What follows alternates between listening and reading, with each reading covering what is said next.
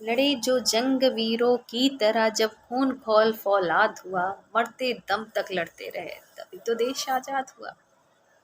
तकरीबन 75 साल से हम लोग आज़ाद हिंदुस्तान में सांसें ले रहे हैं, या यूं कहें कि हमें आज़ाद हुए 75 साल व्यतीत हो चुके हैं। उजाले की कीमत का एहसास किसको हो सकता है? जिसने अंधेरा देखा हो। और जिसने अंधेरा देखा नहीं, अंधेरे की घुटन को महसूस नहीं किया, वो उजाले की कीमत का एहसास कैसे कर सकते हैं?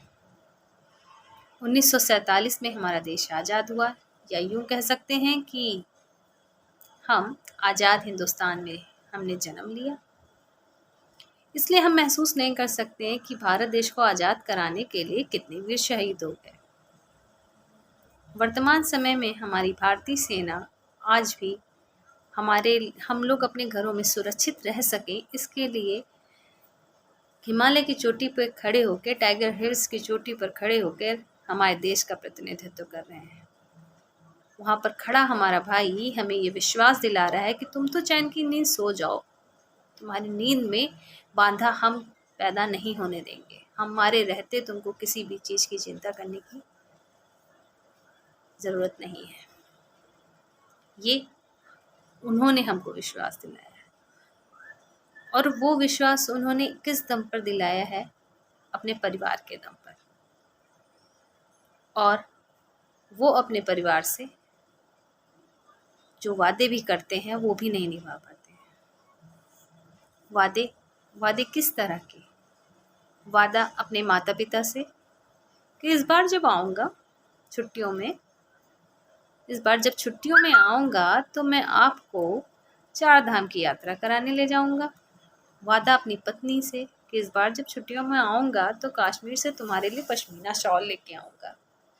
वादा अपनी बहन से कि इस बार मैं तो रक्षाबंधन यहीं मनाऊँगा। और वादा अपने बच्चों से कि इस बार जब आऊँगा तो तुम्हारे मनपसंद खिलौने दिलाऊँगा। मगर इन सारे वादों पर सिर्फ एक वादा भारी पड़ जाता है, अपनी भारत माता से किया हुआ वादा। हमारा भाई सरहद पे खड़े होके अपने इन सारे वादों को भूल जाता है, सिर्फ एक वादा याद रखता है जो उसने हिंदुस्तान से लिया है, और उस वादे को निभाने में उसका परिवार भी उसका बहुत बड़ा सहयोग करते हैं। हम लोग तो अपने घरों में चैन से हैं, हम कल्पना मात्र भी नहीं कर सकते, तनिक सी भी कल्पना नहीं कर सकते कि क्या कष्ट या क्या सहन करना पड़ता है एक सैनिक के परिवार को।